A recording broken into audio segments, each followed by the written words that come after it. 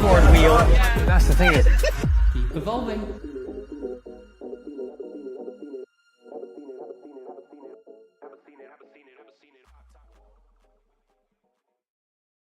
Hello, everybody. Welcome to a special edition of the Transport Evolved live stream.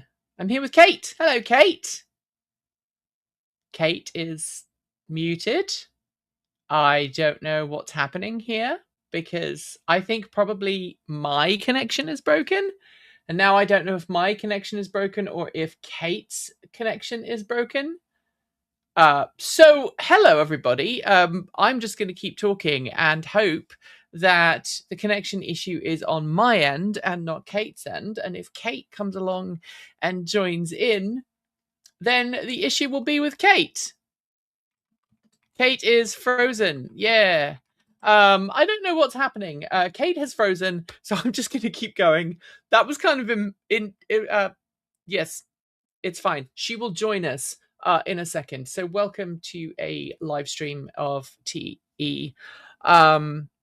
Today is going to be a difficult live stream to do, but also a wonderful live stream to do because we are saying goodbye to the wonderful Kate Walton-Elliott, who has been officially working at Transport Evolved now for about a decade. And she is off to go and start a fantastic new company. And she's already started it. And she's been building it in the background quietly. We have known for some time that this has been coming, that this day would finally reach. And I'm not going to lie, I'm kind of sad to see Kate go.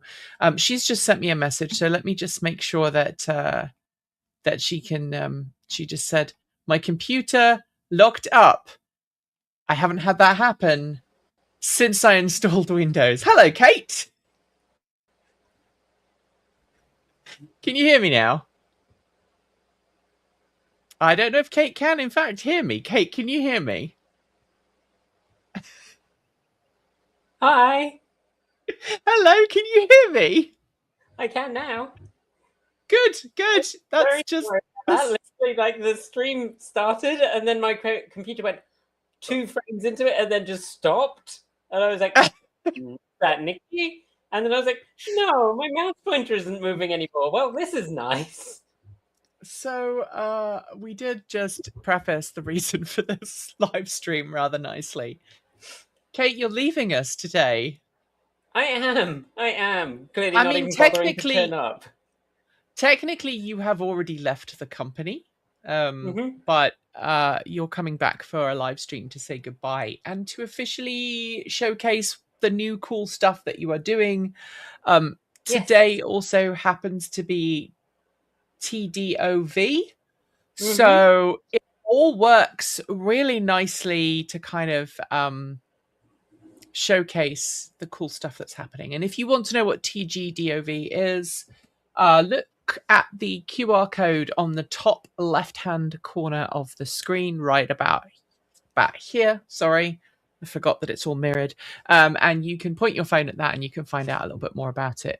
But what we really want to talk about today is this one, if I can get my brain working. So I just changed the QR code. QR codes are new. If you follow that, you go to a place called Antithesis Press. Kate, take it away. Yeah, so this is my new project. I think many of you will have seen the post that I put up last week, the week before, when we announced that I was leaving, which kind of explains why we're doing this. Part of it is about the importance of storytelling. So Nikki and I, both trans, as you may have gathered. No, really? I know, I'm sorry to out you. And, you know, it is Trans Day of Visibility today. But actually, to be honest, trans people have been super visible this year, and we'd really like less of it. We would really like to not be, well, not necessarily be less visible, be less targeted. How about that? Yes. What we would like is people to see us as people. Here I am speaking for the whole community. I can't tell you whether that's what everyone wants. No. In fact, I'm pretty certain it's not what everyone wants. But part of that is telling stories, and that's kind of what I've done for a long time. So really, in fact, when I very first started with Nikki, before I was employed, when I was just, filling in gaps in the schedule on the written website, like I did articles about what it's like to drive through Norway in a 150,000 mile Prius that drinks more oil than fuel. And things like that. Like, stories are a really important part of helping people understand the world around them, but also of changing minds. So there's lots of evidence that we can show you lots of evidence and it won't change your mind, because people's brains don't really work very well that way. But we work much better with stories. So part of what Transport Evolved has always done is telling stories about what our experience is like and what it's like owning an EV and what the EV experience is and why it's great. But in the last few years, trans rights have become somewhat of a hot button topic. In that, both in my former home country, Britain, and in many bits of the US, there are people who think that I should not be allowed to use a bathroom, or that, I shouldn't be able to have a birth certificate or a driver's license that reflects the identity that I have.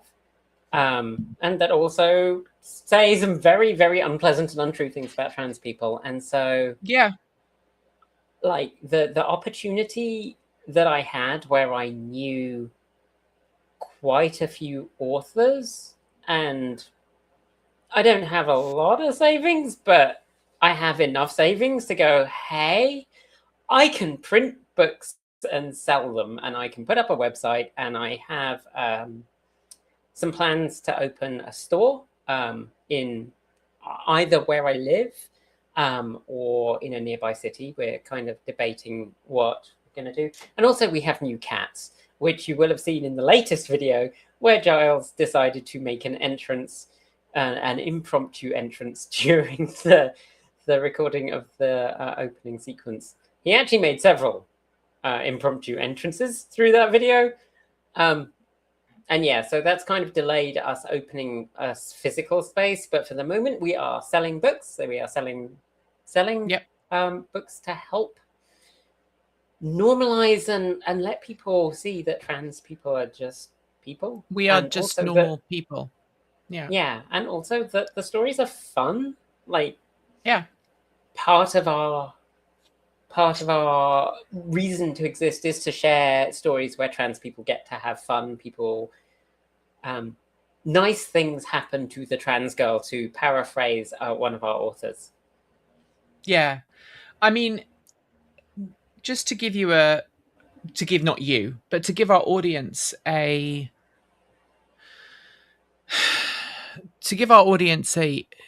an idea of what shared experiences feels like. And I know that, look, this video is not going to be for everybody. There's going to be lots of people who will turn off, who will get angry, who will unsubscribe, who will write me nasty emails, death threats, threaten to dox me, send me photos of my house with my house number on it, Google Street Map locations.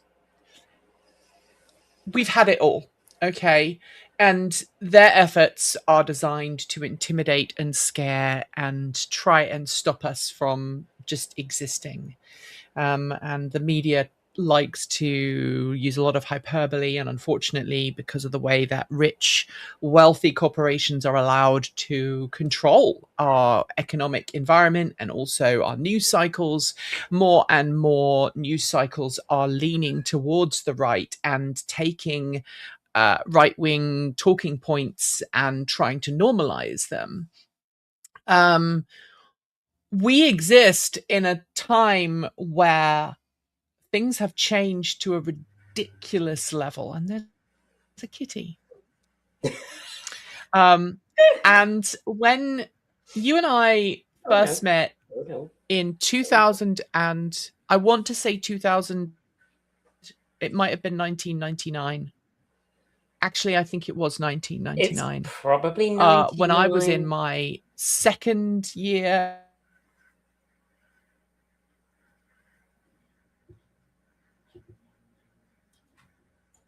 Okay, Nikki seems to have frozen.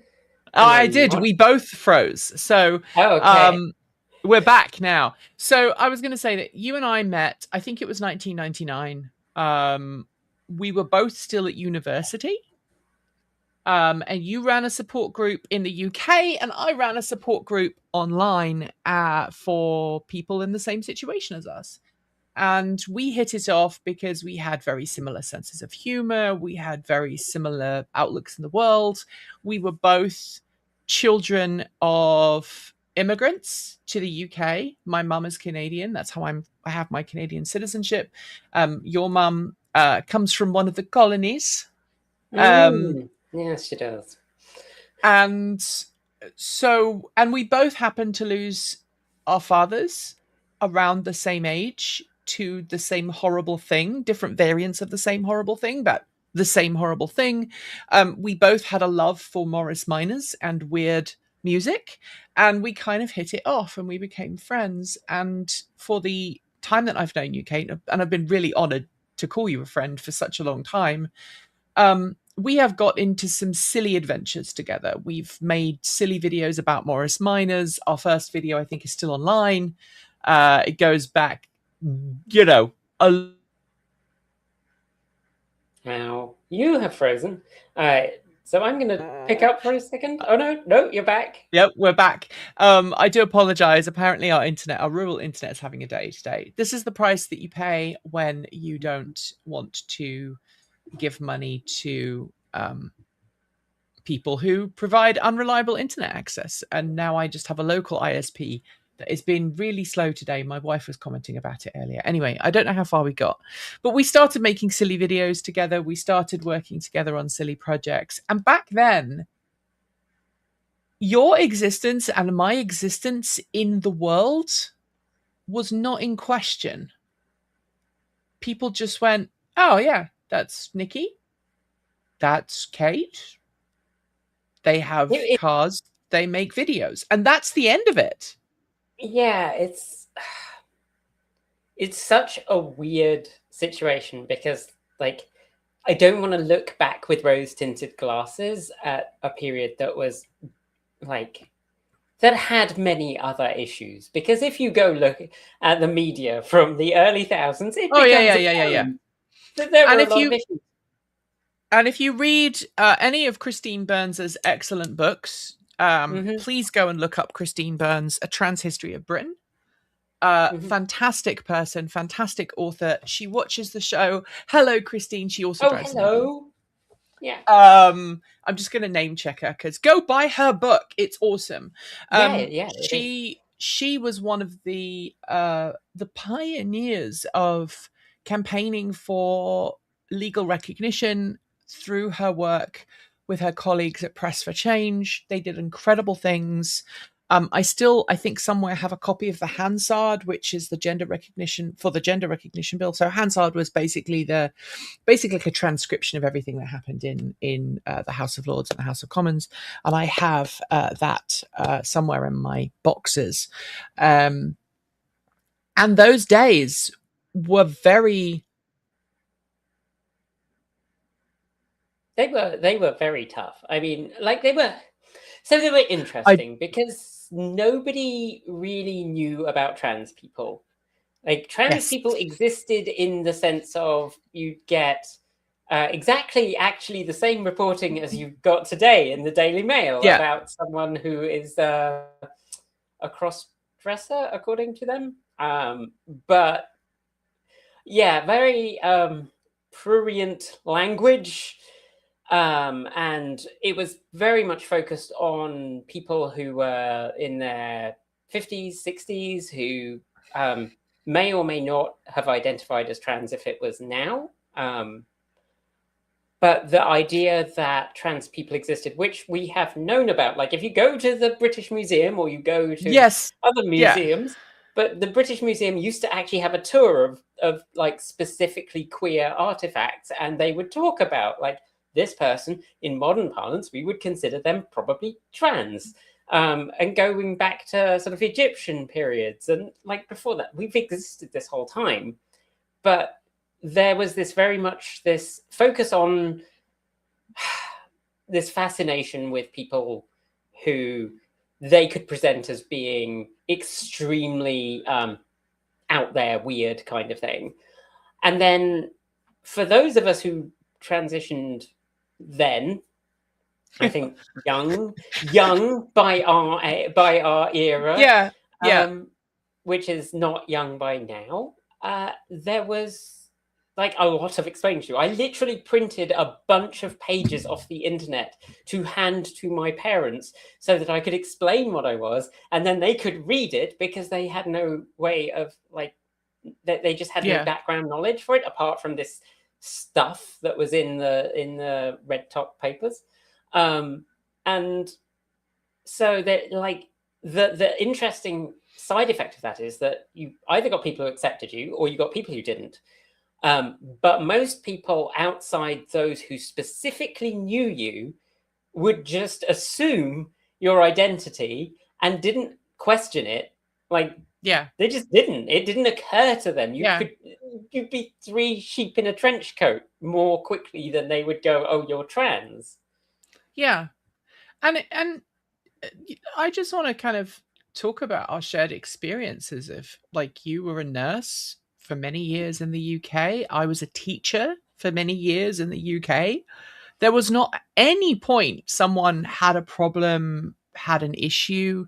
The only issues that I had was I very often ran into teachers in the staff room who were spouting all kinds of horrible, and it would be homophobic, transphobic, racist stuff. And I would end up having to speak up for those communities and say, hey, that's not okay. But not at any point did anybody turn their ire directly to me, because for even those who did know, and I didn't discuss it at the time, even the people who did know were like, yeah, but you're different. You're different. And I feel like we've got, unfortunately, after getting some progression, we're back to the yes, but you're different.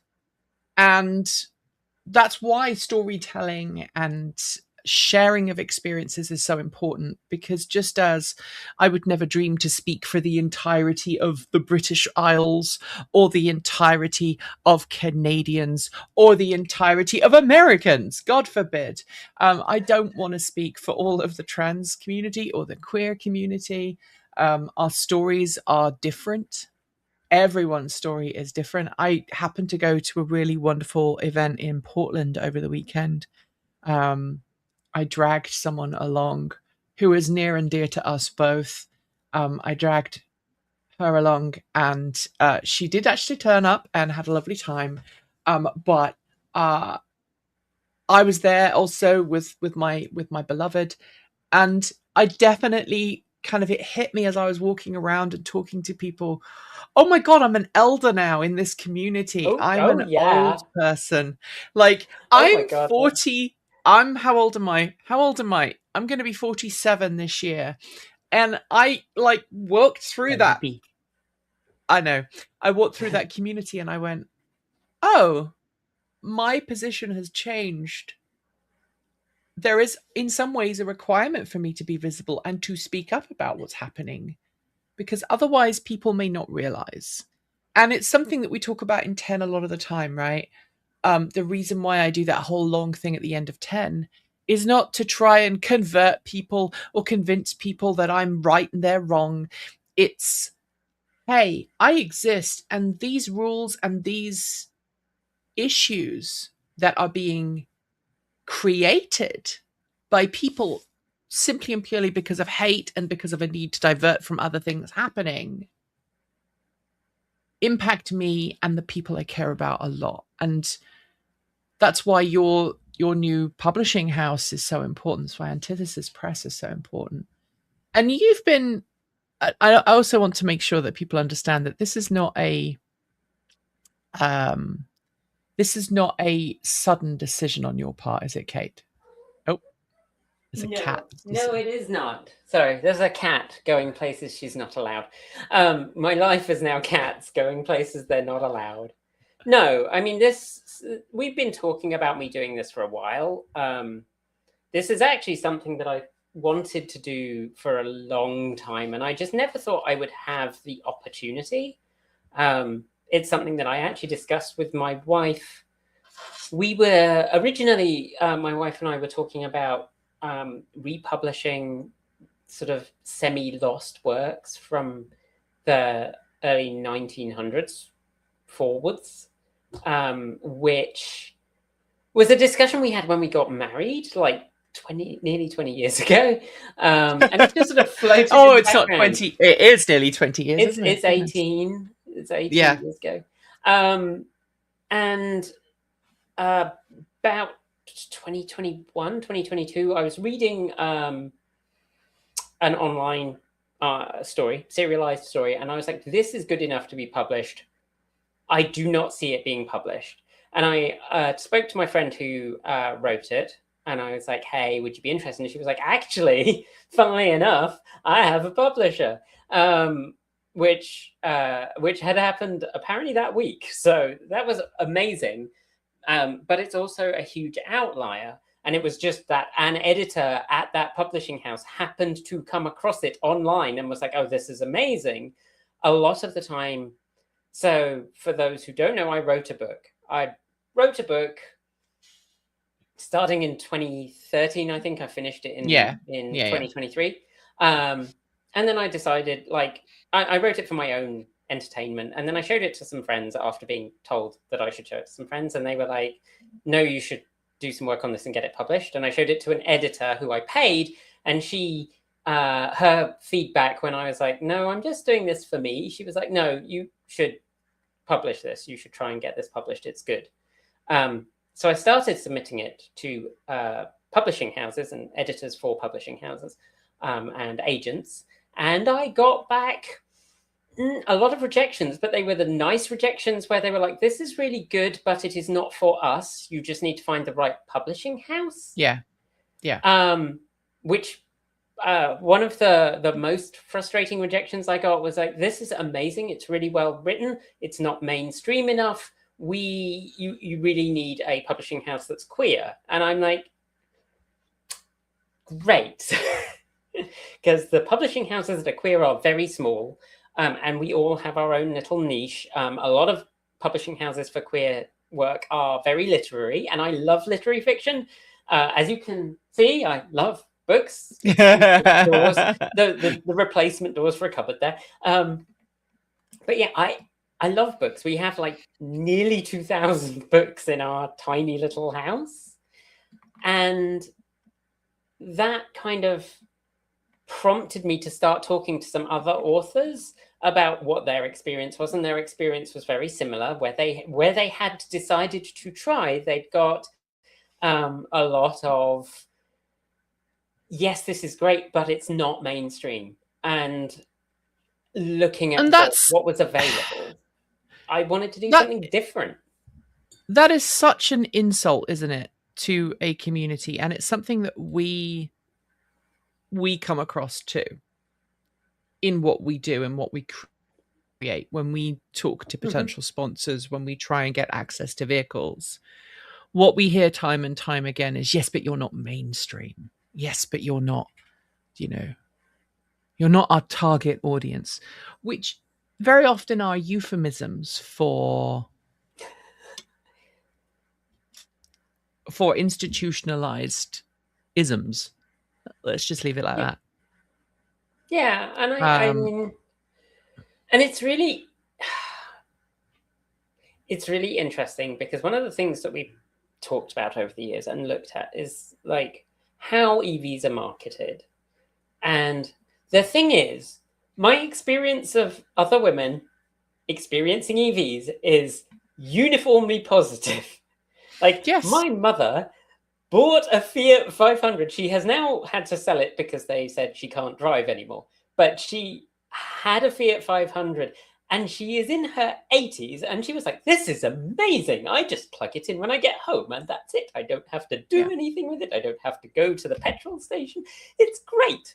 And a lot of women that I've met who have taken EVs and purchased them and driven them, and they love them because like it avoids meeting sketchy people in places because most people charge at home all the time. Yeah. And the marketing for EVs, the marketing for cars in general is very much targeted at men a lot of the time. But in particular, EVs, they tend to push the technology side. They tend to make them high-tech, high-performance, lots of gadgetry. And most women that I've met are not very interested in that side of a vehicle. I'm not saying none of them. There's plenty of women in tech who are super into the tech in cars. But there are also lots of women who just want a car and are understandably dubious about like this thing that is very much not marketed to them and is very much of a look at this new shiny rather than look at this thing that will practically make your life way better. Yeah. And I think there's also a quiet acknowledgement that the type of people who often end up in positions of leadership are often the personality types that don't necessarily represent the end user. I was actually having this really interesting conversation with my wife this week about how your tech bro mindset is often driven by that type A personality that is willing to do whatever it takes, and that includes standing on the backs and stomping down other people to get into a position of power so that they can capture what they want for themselves. It is rare, it's not unheard of, but it's rare for companies to be owned and operated or headed by somebody who's like, no, I want to bring up everybody. I want to make sure everybody gets this even playing field. And yes, you may pay me more, but ... And I think that's referenced both in the publishing industry, but also in the EV world. What people think other people want and the amount of money spent convincing people they want that is very different to what the quieter group, often the majority of people, actually need. And because of their personality types, the majority of people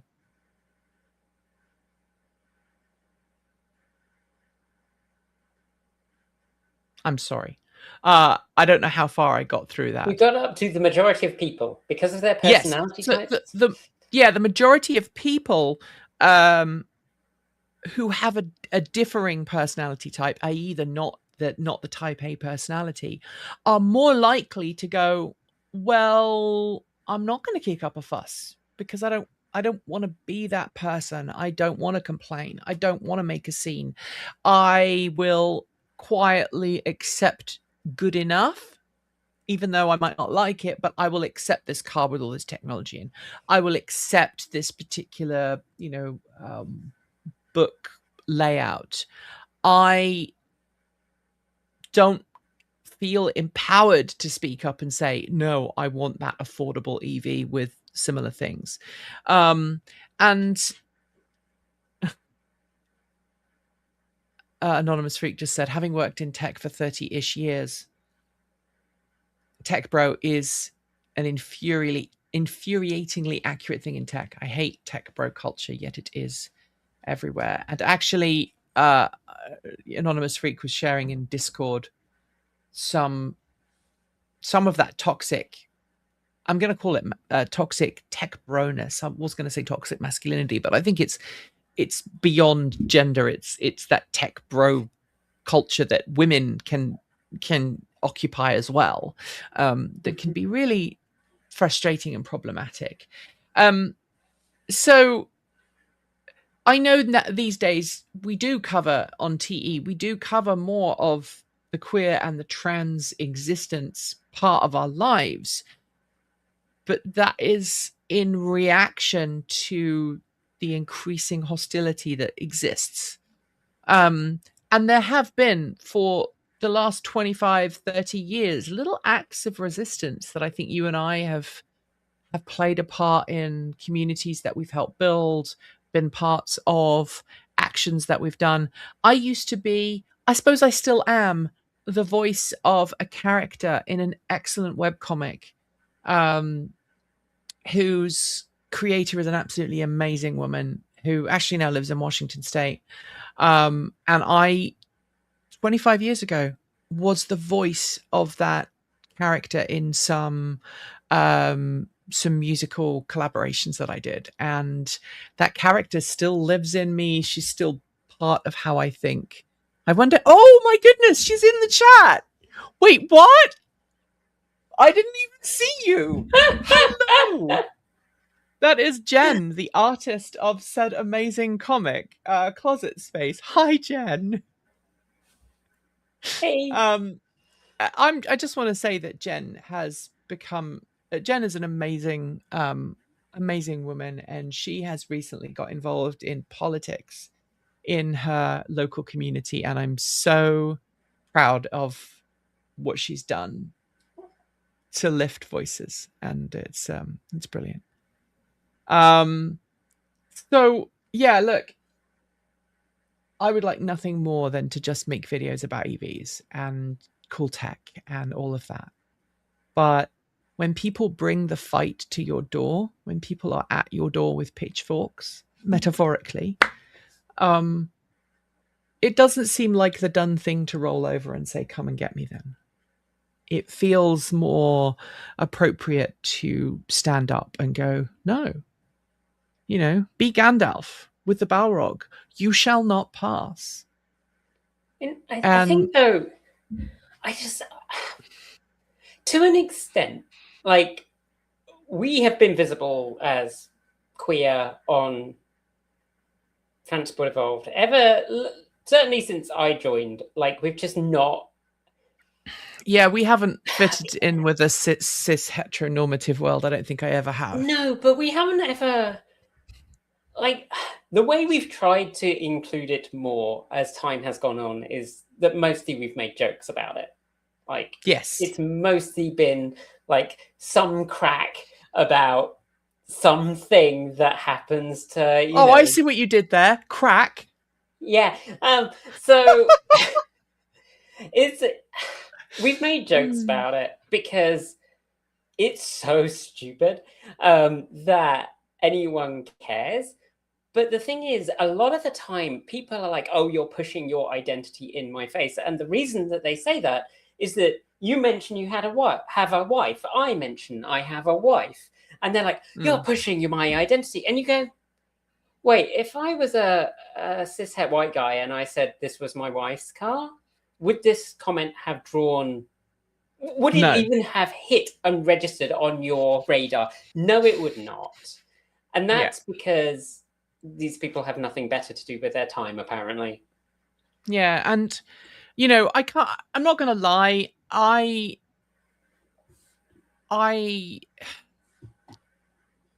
left the music industry for multiple reasons.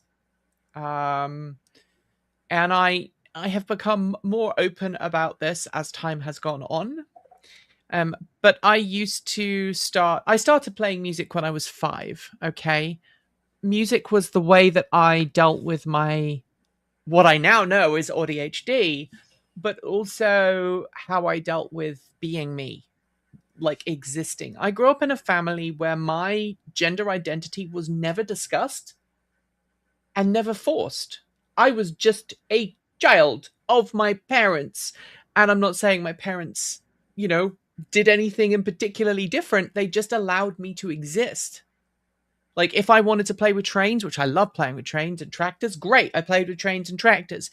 If I wanted to play with my sisters, who were quite a bit older, 10 and 15 years older than me, it was just a thing that I did. I spent a lot of time in the garden. I spent a lot of time doing other things. But music helped me feel normal and safe. And unfortunately, when I was in my teenage years, I was a victim of some really nasty stuff that happened to me that has taken me 30 years to talk about. But my experiences with that and what happened harmed my experience of music. And when I got into music college and when I came out as trans, the way that I was treated by the music industry that lauded and celebrated people like my abuser, it broke me. And I carried on teaching for 10 years because I felt that was the only thing I was good at. That was the only thing that I could do. It was the only thing I could earn money doing. And I think a lot of people, whether they're straight, cis, het, trans, queer, non-binary, I think a lot of people can identify with that idea of, this is the only thing that I'm good at, this is the only thing that I can do to earn money. And for a long time, that's how I felt about music. And eventually EVs became my focus and music became a backseat. And then I allowed myself to do music because it was fun and I still enjoyed doing it, but it still had issues. Still to this day, music still plays with my head. I have a piano, I have my oboe still, I still sometimes play, but the things that happened to me when I was younger, at the hands of someone who was entrusted to look after me and teach me, really to this day, still screw me up. And I allowed music to drift off and I got into EVs, but this time around, I will be effed if I allow the phobias, the mistreatment, the hate, often stuff by religious fanatics, to push me out of a sphere that I feel so passionately about, because TE exists because I want to help people make smart choices about making the world better, not for any egotistical reasons, not out of any savior complex, and most certainly not out of a desire to make money, because I don't. And so, like I said, I do feel a little bit like Gandalf with his staff, standing in front of the Balrog and saying F off. You know? Yeah. Come at me if you think you're hard enough. Yeah, I mean, I have made many jokes about, like, apparently the target being painted on me wasn't big enough. So I decided to make it bigger. Because, you know, I am not white. Some people don't actually realize that I am not white because I'm like a pale brown.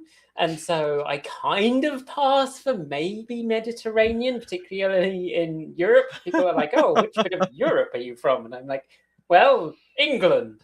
Technically, my dad's from Wales, and I like to pretend I'm Welsh, but I was born in England. And then I don't give them a useful answer, because if you're asking that kind of a question, you're not getting a good answer out of me. Watford. I'm from Watford. But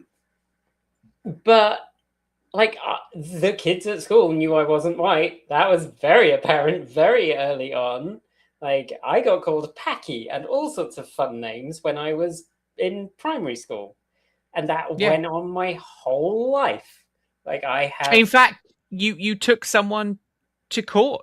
You had to go to court. I did. And yes, well, he made the mistake of doing, like, trying to be in front of me abusive and threatening. Another one of your friends, yeah. Yeah, and in front of someone who worked for a ministry that shall not be named, but provided sufficient evidence for their trustworthiness. And like this week, I had some guy make some crack about how he loved gaming with British people because they hate immigrants too. And I'm like, you know, I'm looking after your wife. Maybe you shouldn't say stuff like that till I'm out of the room. But yeah, I'm used to having, like, being a target for people's ire. I don't enjoy it, but also I am an incredibly spiteful creature, and the nastier you are to me, the more I'm going to push back. And so yeah, I like, lots of people told me I shouldn't exist. I exist, and not only do I do it, I have fun. I go play roller derby, and I play music in a band, and I am going to see my friends in a few days' time. And screw you, I will have fun. So yeah, and that actually, in a lot of ways, you've helped the team come out of their shells a whole lot more because of that.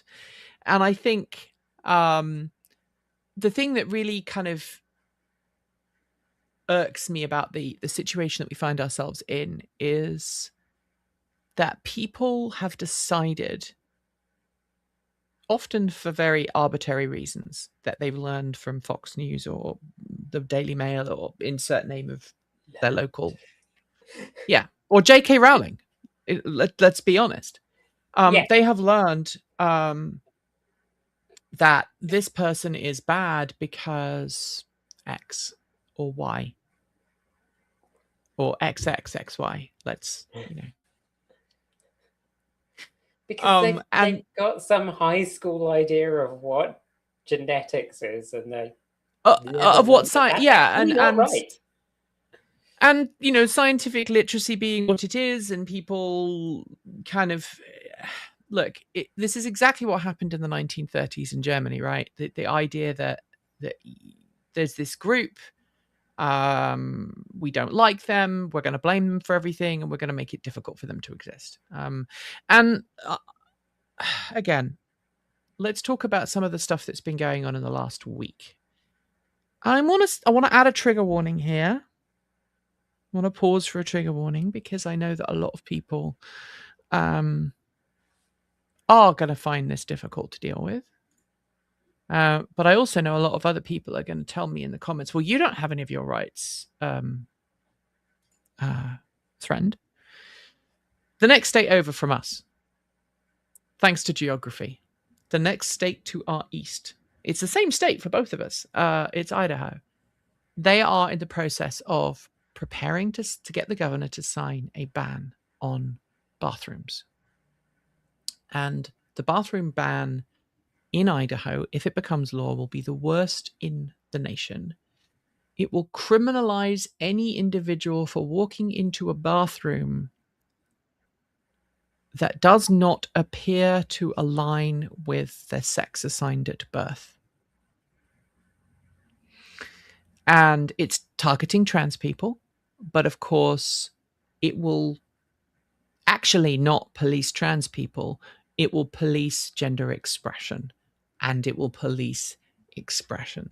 So if you are a tall woman, right? Tall women exist. I have friends who are tall, cis, het women. They walk into a bathroom in Idaho, and someone who has decided that that person, that individual, is too tall to be a woman, will get the police called on them. And then the worst bit is that this law has no method of actually verifying that that person should or should not be in that bathroom, right? There's no, and the police have basically said, hey, in order to make this law work, we are going to have to physically inspect someone's private area. And even then, there's going to be issues, right? So the same thing for presumably for someone who is male identified. If they are too small, they have a high voice, even if they are cisgender, walking into a men's room, they could be targeted.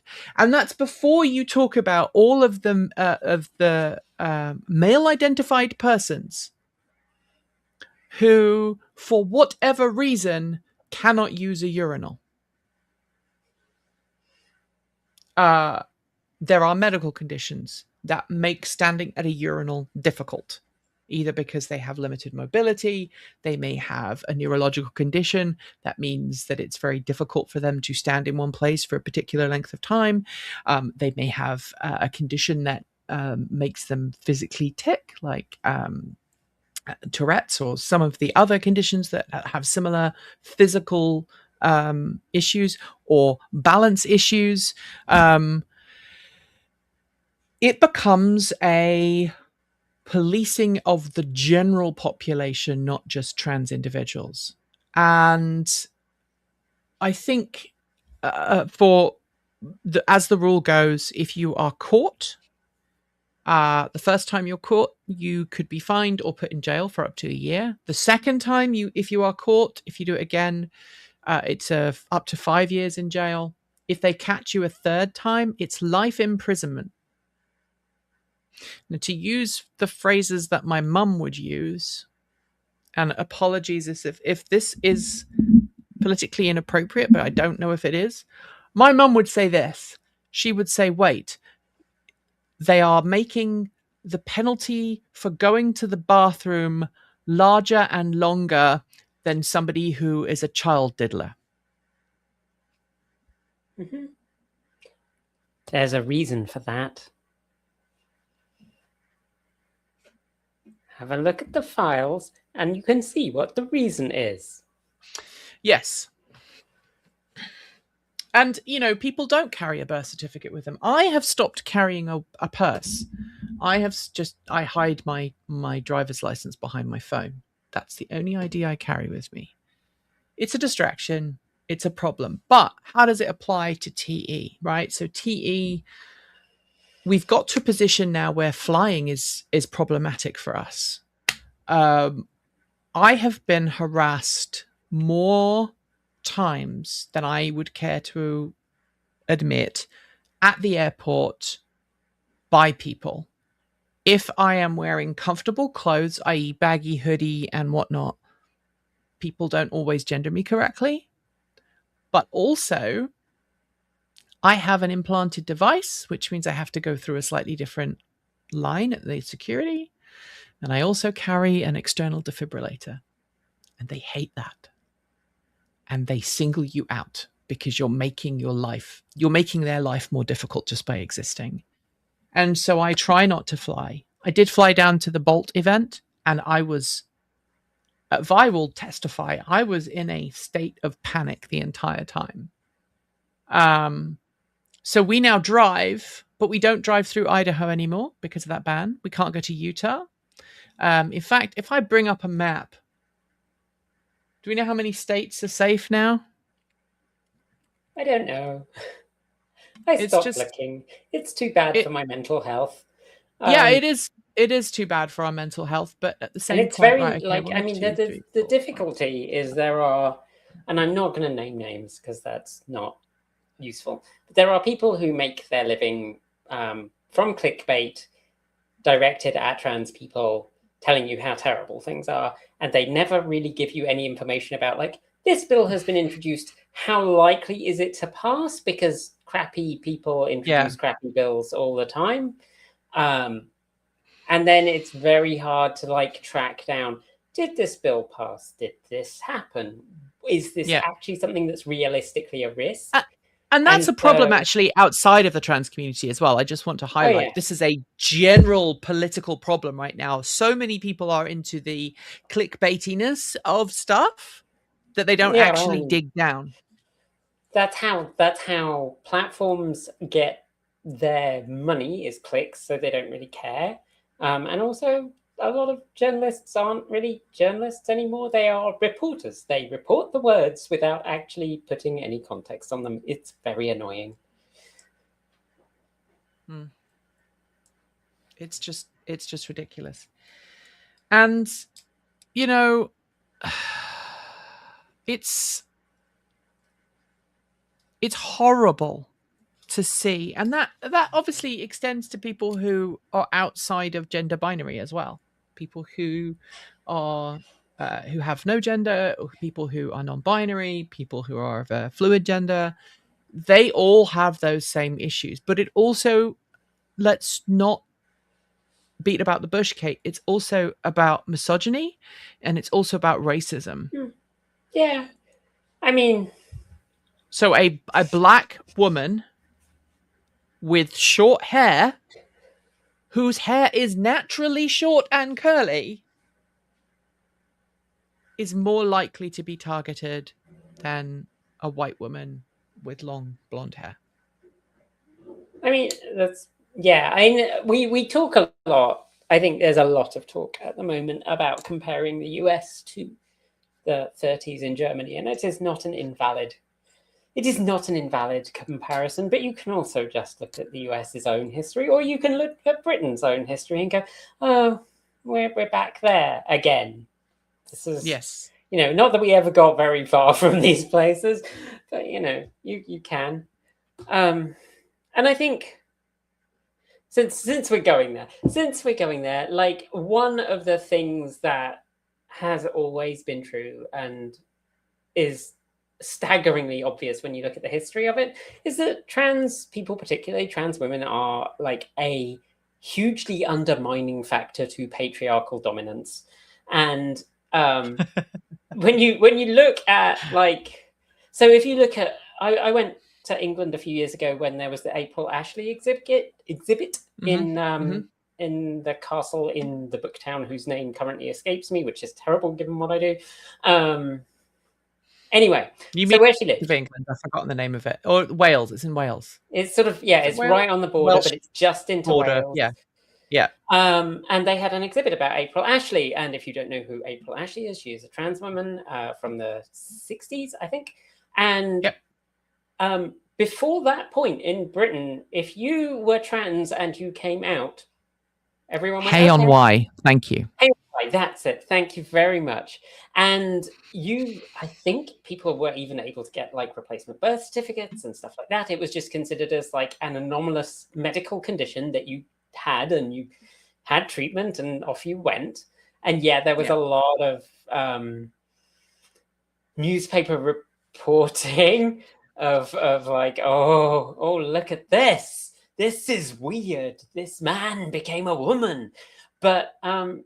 But actually, like, your rights were kind of there.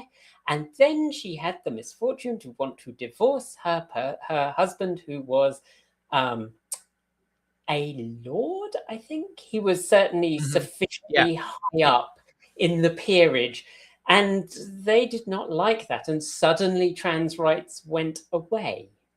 Yes. And that was part of the ruling, was that she wasn't a woman, and so she couldn't be eligible for the money from the divorce.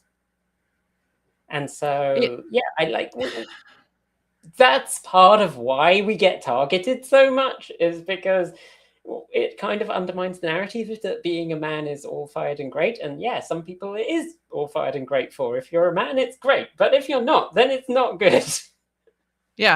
And let's also not, I don't want to speak on behalf of trans masc people, but they are often portrayed as, just as readily as trans women and trans feminine people are portrayed as sexual predators and deviants out to, do horrible, unspeakable things. Trans masc individuals are very often infantilized by people going, oh, this poor confused person who has been tricked, poor damaged woman who we're going to ruin because she can't have babies anymore. Yes. And again, discussing this, and I know I can feel the comments. Right? I'm gonna do this live stream and ruin your subscriptions, and then I'm gonna leave. Yeah. But, that is why we exist, and that's why we are so obvious in our existence. And it's for no other reason other than there's some really scary stuff happening right now.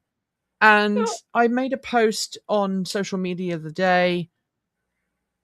It makes me really sad to see people who are my friends going to places that I can no longer go to and sharing beautiful photos. As regulars to the channel will know, I love watching motorcycle adventurers travel around the world. There's currently 3 that I'm following. There's Eric, the Canadian. I've forgotten his last name. He is he's from the Unamoto channel. He's currently in Africa on a little gas bike. There is Nora Lee, who is a wonderful woman who is currently writing around Mongolia. She was in China and then went through Mongolia. She's going through Mongolia, and she actually went through Always Iran. wanted So if to you go want to there. hear what Iran is really like, go watch her videos from about 6 months to a year ago. Nora Lee went through parts of Iran and Iraq, and she's very brave to do that.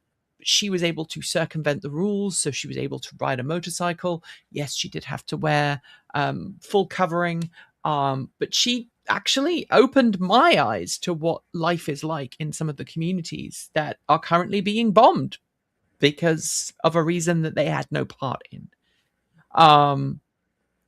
One leader trying to destroy another country because they don't like the other leader is basically where we're at. And of course, there's Mark from Mark Travels, who's currently riding through Africa as well. And I love watching their videos because I am experiencing the world in a way that I know I will never be able to experience them, at least in 2026 as it sits right now.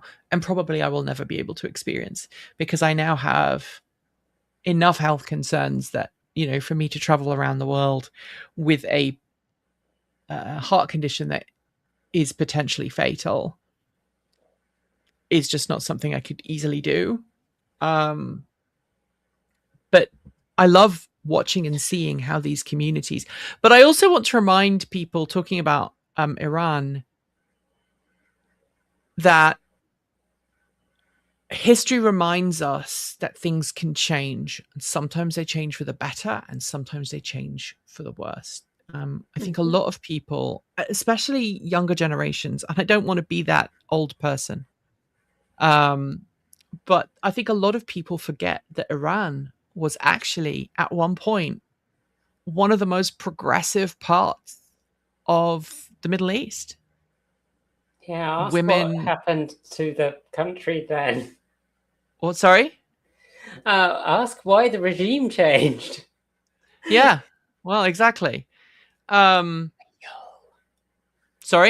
Oil. Yeah. Oil. Exactly. But I mean, I know people who grew up in Iran in the 60s and 70s, and the tale that they tell before 1979, the year I was born, when things changed like that. And I think we owe it to ourselves to make sure that we understand history and we understand the context of history and we understand how things changed and why they changed, to make sure that we don't make those mistakes again. I went to the No Kings protest this weekend. I took a sign. It said, "Time travelers against repeating history." I went as Queenie, my oversized, massive border collie, time traveling, fluffy fursuit. And I had a lovely time. But I really mean it. I think context that's why we delve in so far when we do our videos. It's why you delve in so far in your videos. It's why I, that Rachel Maddow the shit out of the script that I wrote the other day, that video that went live yesterday. That's why I said that. Context is important, and the more context we have, and people who say, well, you should just cut to the meat of the thing. Tell me what I need to know. No, what you need to know is the whole effing history so that you understand the context. And that brings us very nicely back to why you exist in your publishing capacity. To make sure that that context is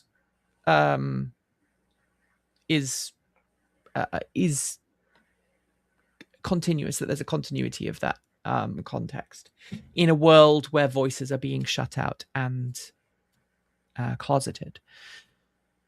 There's lots of people in the comments going, oh, I didn't realize Iran was like that. Yeah, go back, watch Iran in the 60s and 70s. Very different. Before the I've forgotten the name of the uprising that brought about the effectively the caliphate. I can't remember it off the top of my head. I would have to look it up. Yeah, but it was very, very liberal, very, very liberal indeed. Yeah. And I as think someone that's said, one of the. Oh, I was just going to say, this is people ask you and me when we're leaving the US, and these people often don't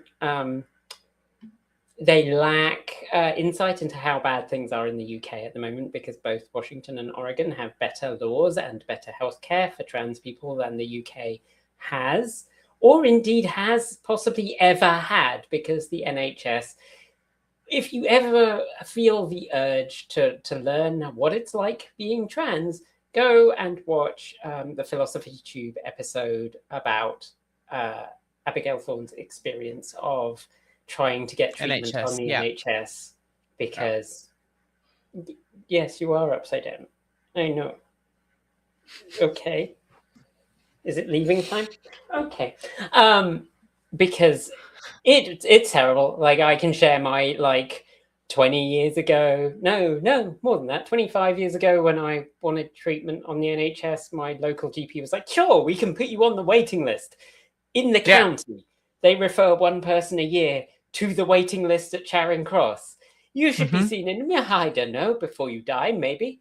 And now it's 20 to 30 years in some parts of the country, which is just ridiculous.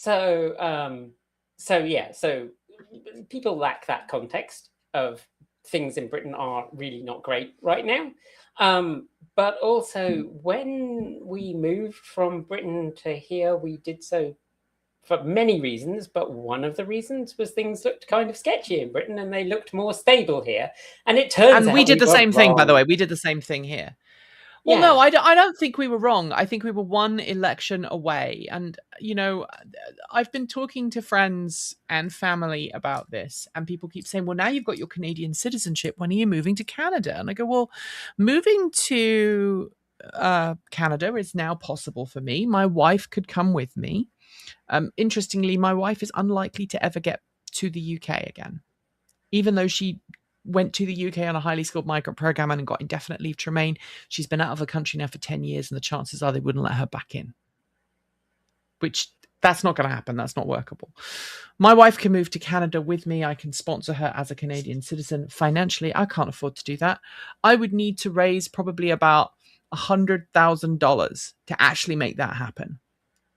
I would need to have about $100,000 clear to pay off my house, to finish things here, to find a house in Canada, because there's only some parts of Canada that work for us. The BC, Ontario, possibly. No, that'll probably be it. Probably be Ontario. So Toronto.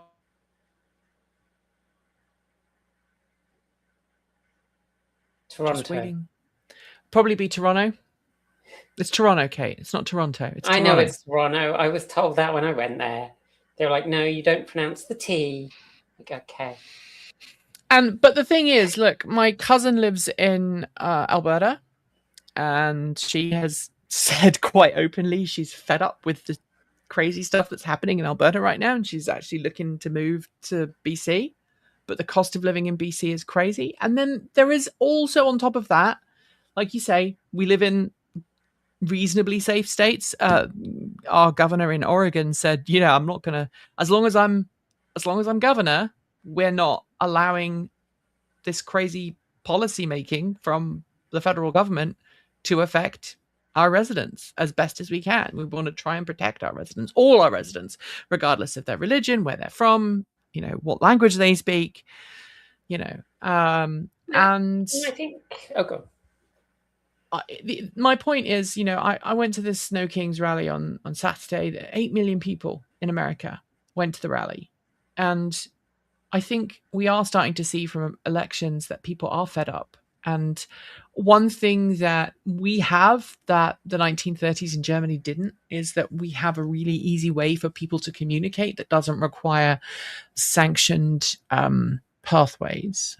And that allows organizations to build, and that can be a good thing and a bad thing. But I think that the resistance is building. And when people say to me, why haven't you left? I go, because right now I'm safe. I'm financially safe right now. Life is difficult running a business, making ends meet, that's expensive. But also I want whatever comes next after this is over to include people who look like me. Yeah. I don't one of the I was reasons reading... why we are here is because the people in charge don't look like me. Yeah. I was reading Talia Bat on my way home yesterday. I stopped to get coffee and lunch, and there's a great line in TransRadFem, which I may screw this up, but it's basically, there is a future for people like me. You're just going to have to live in it. Yeah. No, right. Yeah, and that doesn't necessarily mean that, forcing. And I think the other thing to bear in mind is that for a lot of the people who are currently objecting to any advances in progressive policies, the people who are against it are generally the people who've existed in a world where norms have been pushed at the barrel of a gun, at the edge of a sword, at the behest of someone with money and power. And that is scary to them, that they cannot control an evolutionary process, so they're going to try and keep the lid down. But the problem is, like boiling a pot of water. If you ever put a saucepan on the stove, boiled water, and then just held the lid down, it acts like a pressure cooker, and that's what we're starting to see. Someone said earlier in the live stream, and I do want to kind of address it. They're like, Kate is only leaving because you're not making money. And no, we actually had. I think it's important to say I had discussed that I was probably just not going to have time. Come the end about a year ago. Yeah, about a year ago, you actually brought this up. And yes, there is a financial element to this, like not paying Kate. Kate's not expensive. I am. Not paying Kate does free up money and allow me to pay myself for the first time in a long way. Oh, that was a fundraising joke to encourage donations. Well, look, let's talk about it, right? We have been operating on a very shoestring budget. Like, I pushed the payroll for this week, and it goes out tomorrow, which is April 1st, which is also the day that money comes in from Patreon. And for the first time in a really long time, the TE bank account is going to dip below what I consider safe, but it will do it for one day, right? And then it will go back up above the safe level. Next month is a triple pay month. So that means we'll get 3 paychecks in a month. Not April, sorry. May is a triple pay month. And that is expensive. You should donate. People should join Transport Evolved. And then you can pay me to come back as a consultant now and then. Yeah, I'm going to switch to the Transport Evolved on Patreon. There you go. You can get the QR code right there. Up there. But the fun thing is that, and I say fun in an ironic kind of I'm not happy way, is that the joke is that it's not our fault, because it's our fault for not supporting TE. And yeah, there is an element of joke, but there is also an element of reality in that. And I'm just going to, if I may, Kate, I don't want to take up your time here, but when we went to California and we were hit by an uninsured driver, the medical bill for that facility for me was $7,500 for an hour and a half, 2 hours, maybe 3 hours in a medical facility. 3 times over, right? So that bill for 3 of us. And insurance companies are covering it for me. Workers' comp is covering it for Erin and Vi. And my premiums will go up next year because it was an uninsured driver. My insurance company covered the cost of my medical care. But again, I will probably have to pay something because it was an uninsured driver. So we are looking at $27,000 worth of, $21,000 of medical costs from someone rear-ending us at a light. And the reason we went to the emergency room is because we were all in pain after the accident. And had we not done that, we would have then had to have paid it out of pocket as well, right? We had to cancel filming because we didn't know that the truck was safe at that point to film. The camera gear, our boxes are like £50. You lifted one yesterday, Kate. How heavy was your box? I don't know. It's incredibly heavy. That's why I split it into two for when I stored it at home. And then she dropped it off yesterday at the studio. We now have all of Kate's camera gear at the house, which is just bonkers. So we have so much space in my garage. It's amazing. We have we have a lot of gear now. Let's just say that. So after we went to that event, after we went down for that, we had the costs of the hotels. We had the costs of the other stuff, the medical costs. The medical costs were met. Luckily, one of our kind patrons who is watching right now, I'm not going to name check them because I don't want to embarrass them, helped cover the costs. So we didn't technically lose a lot of money, but that money is also money that we'd rather not have to re-spend to go down again and film again. But we are going to go down again. And we are going to film with Aptera. But that was expensive. Then we got a notification from the state of California and I am going to talk about this, from when we went down to Everything Electric in 2020, which 2022 to San Diego, and we were taken advantage of, I think, by various people, and I'm going to leave it at that. We all ended up with COVID because of poor policy planning on the part of the event. We ended up thank you very much, did great. We also got a letter from California saying you should have filed tax paperwork in 2022 and you didn't, right? So when we went down to Fully Charged Live or Everything Electric, I can't remember which it was back then. I think it was still Fully Charged Live. We took t-shirts down. We spent $1,500-ish on t-shirts, had them printed locally. We took them down. I registered with the state for sales tax. I did it right? I registered for sales tax.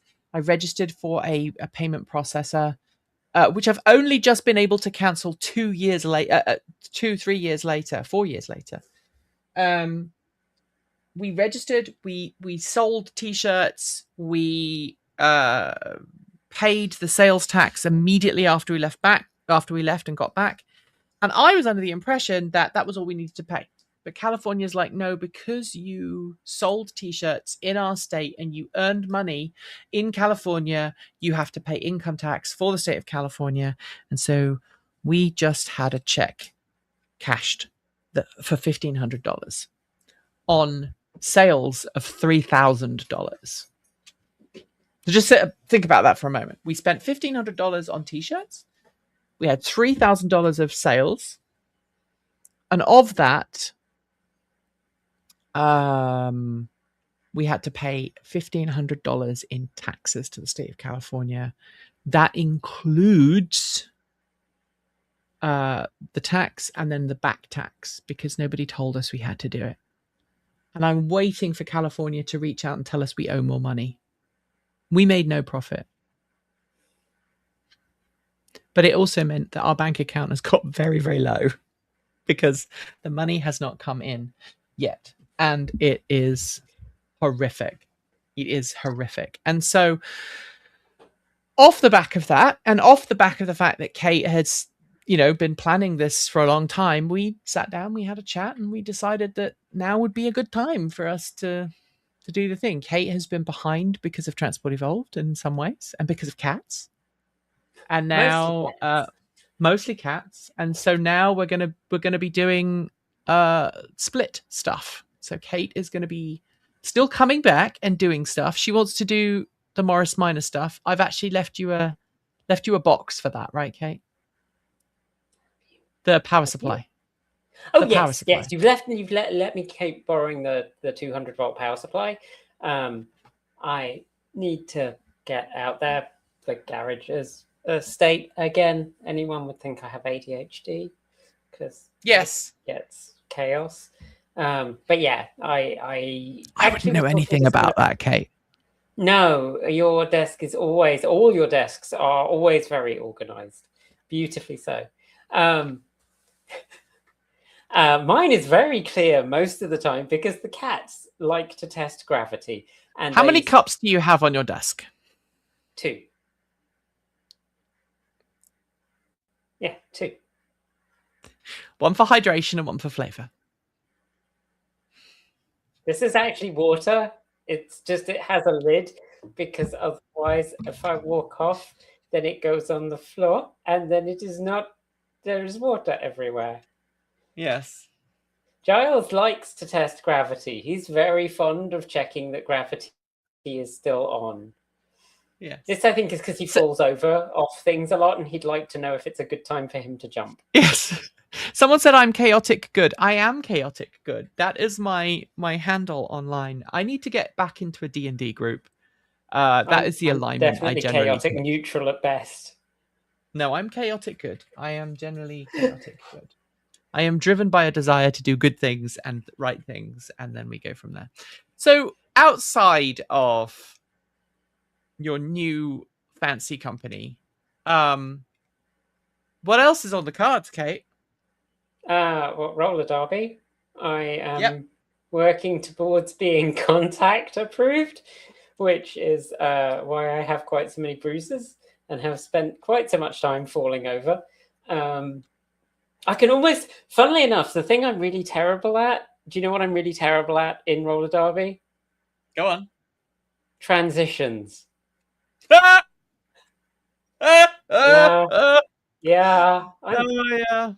I'm working on it. I'm getting better. I can now. I did like several on Sunday that were not terrible. They were okay. So and we did some contact stuff. So yeah, I'll be doing that. I will continue to play bass in the band, and sing intermittently. Yeah, that's what I get up to. And obviously, I still do nursing. So I'm still doing that because Antithesis Press has money coming in. Antithesis Press has money coming in because today we launched a book. Yay! And we've got 2 other books, and they're both out. And today after this, I'm going to eat some frittata and drive to Seattle and go and collect the books that I'm going to ship tomorrow morning. So that's awesome. Kate, I have managed to get through this live stream without weeping, which is good. Me too. You are my evil twin and always will be. And we don't always see eye to eye on everything, but I am so glad that we are still going to be forging forwards in our own little ways 100 miles apart, which is not too far. And it's going to be really nice to be able to come back to the friendship. Oh God, I'm welling up. The friendship that we built 25 years ago. Oh, that was a terrible one. Saved by the internet. I love it. I am so proud of the visibility that you've helped build, and I hope that you will not be a stranger. No, I won't. Can't possibly not annoy people on the internet. No, and you can't possibly not annoy me because I love hanging out with you and doing weird shit. That's basically where we're at. Also, and this is important, I want to kind of come out and say, because Kate is departing, there are going to be some changes coming down the line for TE. First, we're going to have to change our schedule a bit. We have been talking about this for a great deal. Vi, how many cars have we got booked? It's about 6 now, right? Six cars in the next couple of months. And Vi, without getting into details, both Vi and myself and Erin as well, we've all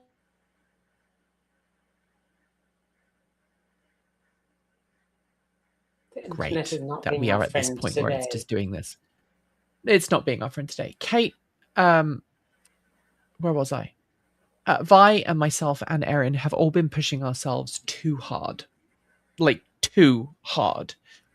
We are now a small company of 3. And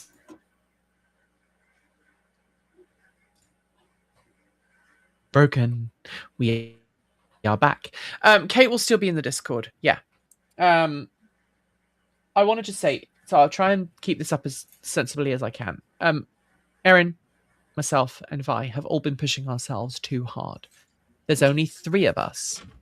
And our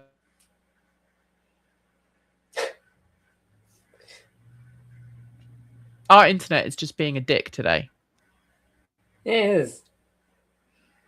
And you should take up Delari. You should take up Jen on her offer there. She should email me. Look at our website. It's antithesispress.com. Absolutely. Or just ask Nikki, or just poke me on the Discord, and I'll send you an email address to talk to me. So the finish note. I just want to let people know we do have some cool content.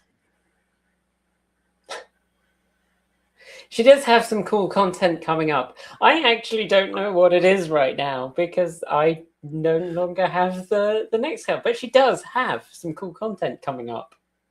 I do. But what I'm trying to say is Erin, Vi, and myself have been working too hard over the last couple of months, and yes.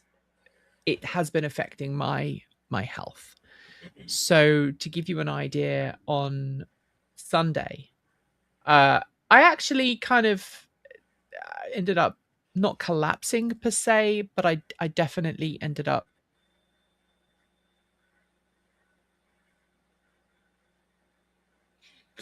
I'm back. You are. I've been trying to say this for a really long time, trying to keep it together. All right.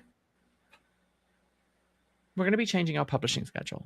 All right. So it used to be Tuesday, Thursday, Saturday, and Sunday. And now we're going to try and keep to that schedule, but it may be more flexible. So yesterday, you will notice we pushed a video on Monday, which is not our normal schedule. We had today's live stream, which is not our normal live stream. Tomorrow, for some reason, we have a compulsion to publish something. What are you laughing about? You know what it is. No, I actually don't. I don't know. This is one of these things where you had the discussion on a day when I wasn't there, and now I have no idea what's happening. You still have access to the company server, so you can see it beforehand.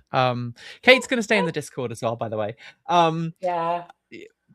Vi has a new car.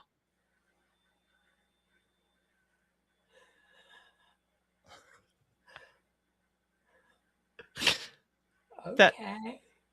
That was unexpected, and it's going to be tomorrow for a reason that may or may not have anything to do with just being Wednesday is a good day to publish that video. ADHD, get back on the story. Right. So we have a lot of car reviews coming up.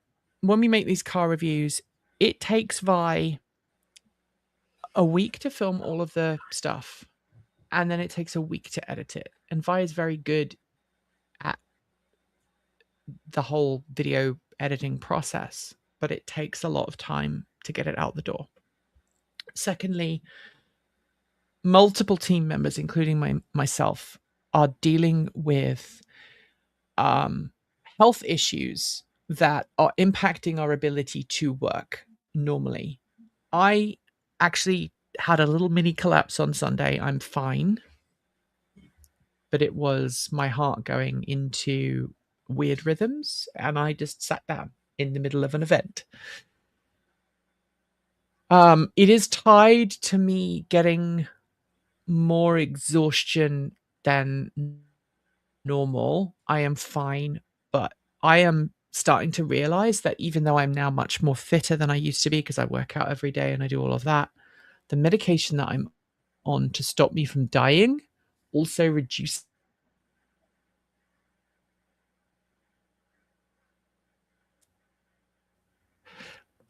the medication that I am on, my do not die medication, is great because it stops me from dying, but it also reduces my my heart rate to a point that I am much more easily tired out than normal people. It's not because of diet, it's not because of exercise, it's not because of anything other than this is a heart it's a medication that reduces my heart rate to keep me safe. And in reducing that, it means that my heart isn't able to pump blood as fast as most people's. And that has a knock-on effect.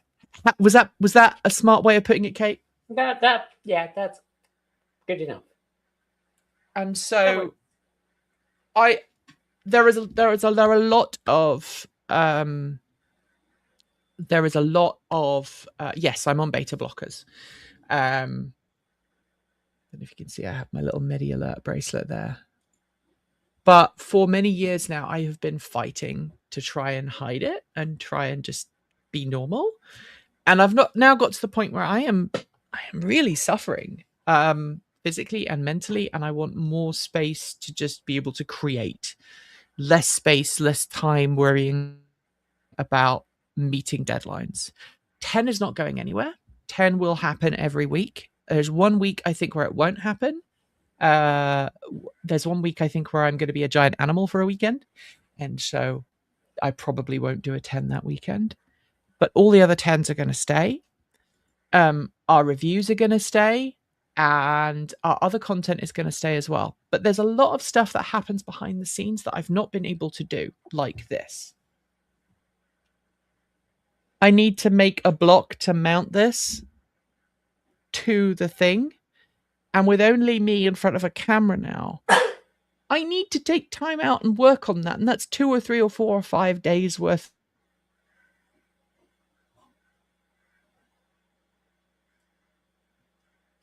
That's 4 or 5 days of work before I can actually then turn it into a video. So I'm going to do what a lot of other YouTube channels are doing, and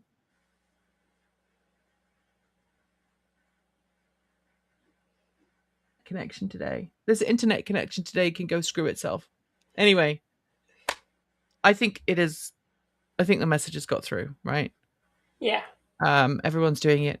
I wish you could make AC this year. Yeah, I'm not going to be going to AC until America is safer. And the reason being,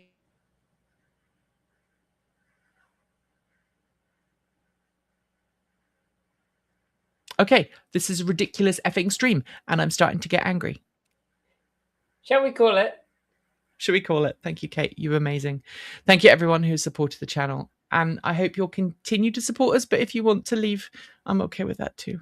Thank you, everybody. We have cool stuff planned, including the bike and all the other cool stuff. They have to stay. Go and support Kate. Go and support Kate as well. You can support us both. Yeah. All right, everyone. Have an amazing day. Keep evolving, and make sure you watch tomorrow's video. Someone's figured out already and said, I hate April Fools. Okay.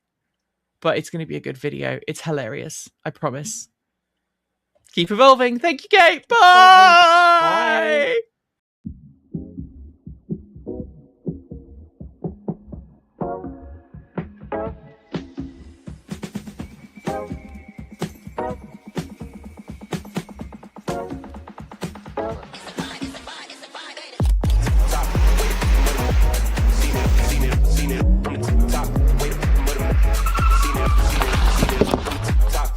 Finding where it rips. 2 phases. Slide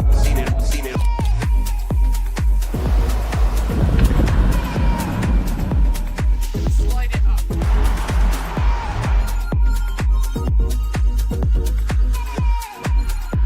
Inboard wheel. That's the thing. Keep evolving.